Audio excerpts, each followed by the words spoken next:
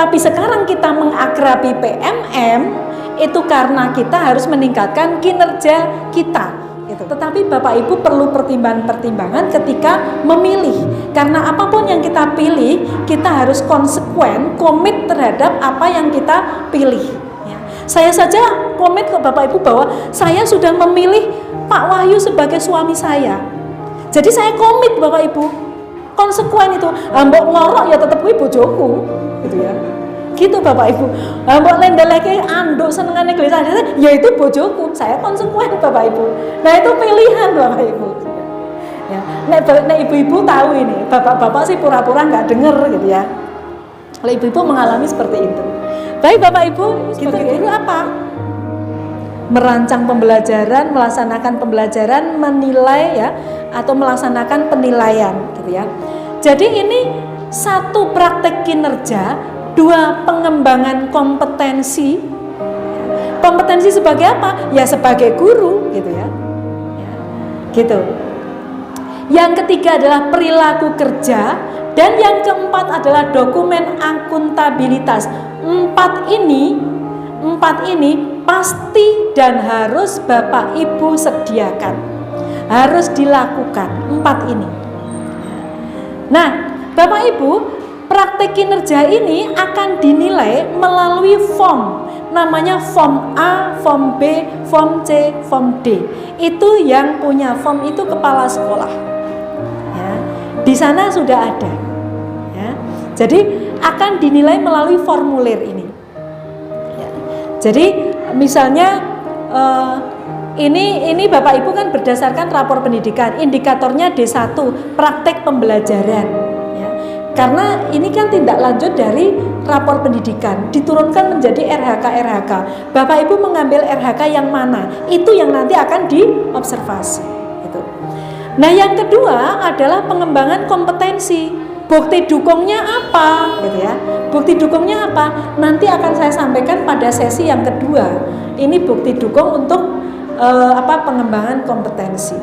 Kemudian yang ketiga adalah perilaku kerja.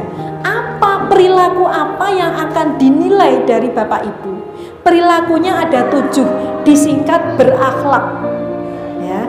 Perilakunya 7 disingkat berakhlak, yaitu berorientasi pelayanan, akuntabel, kompeten, harmonis, loyal, adaptif, dan kolaboratif. Ada guru yang guru kompeten, tapi dia bekerjanya sendiri, nggak bisa dengan siapapun gitu ya. Dijodohke karo kae, menjadi timnya kae, jarene mambu keringetnya gak aku dewe baik ya. Digabungkan dari satu dengan sana, saya nggak mau itu mainan HP terus ya. Digabungkan dengan yang lainnya, saya enggak lah ya. Dia selalu ingin melaju lebih dulu gitu ya. Dijodohnya dengan siapapun dalam kerja tim nggak bisa. Ini adalah tipe orang yang one man show gitu ya. Bukan super tim tapi superman. Kalau kerja sendiri bagus tapi bekerja sama tidak bisa ya. Ini maka di sini kolaboratif ya. Nah kemudian di sini ada dokumen ya, ada dokumen yang harus diunggah, yaitu dokumen yang menunjukkan akuntabilitas. Dokumennya itu apa? KOSP dan RKS. RKS itu adalah rencana kerja sekolah. Apakah dinilai? Tidak, tapi ini dokumen wajib dikumpulkan ya. Jadi tidak dinilai tapi dikumpulkan. Lah kenapa kok harus dikumpulkan mau tidak dinilai? Karena Bapak Ibu tidak akan mendapatkan angka ya, nilai perilaku itu kalau tidak mengumpulkan ini. Jadi nanti Bapak Ibu semuanya akan berperan dalam KOSP itu karena semua nanti membutuhkan. Nah, KOSP itu nanti akan kalau ini kan pakai KOSP yang tahun kemarin Bu, sampai ini kan satu semester ini kan Januari sampai Juni. Januari sampai Juni itu pakai KOSP yang kemarin karena ini semester 2. Tapi nanti yang Juli sampai Desember itu pakai KOSP yang akan kita susun nanti di bulan Mei. Ya, di bulan Mei. Nanti kan harus mengunggah KOSP ya.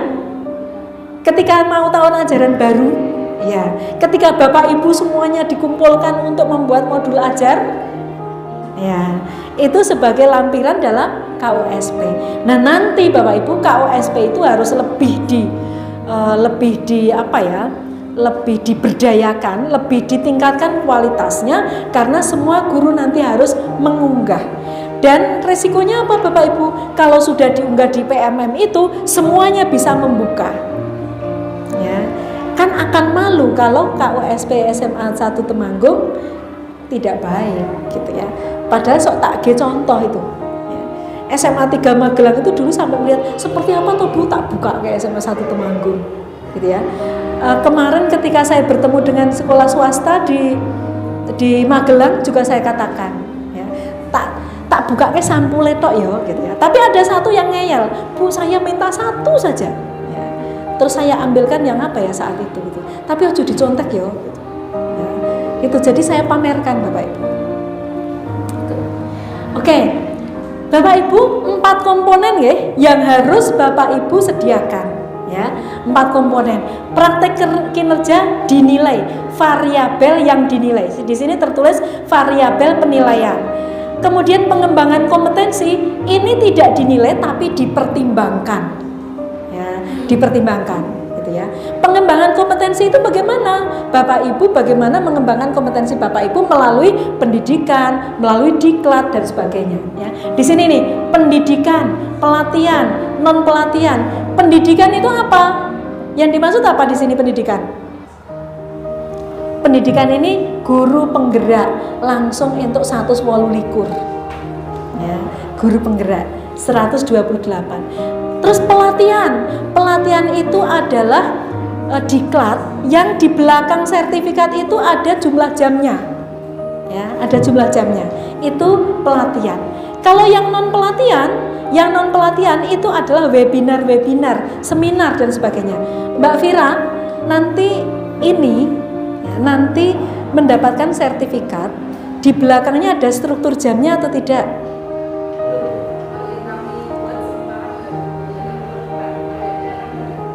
Belum.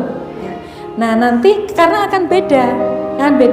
Kalau ada struktur jamnya, berarti itu masuk yang pelatihan. Ya. Kalau yang tidak ada jamnya, strukturnya itu masuk yang non pelatihan, gitu. Ya.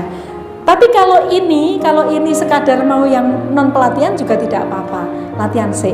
Karena kalau yang pelatihan itu biasanya ada unsur dari cabang dinas, entah kasihnya buka atau bagaimana namanya, kebijakan umum senilai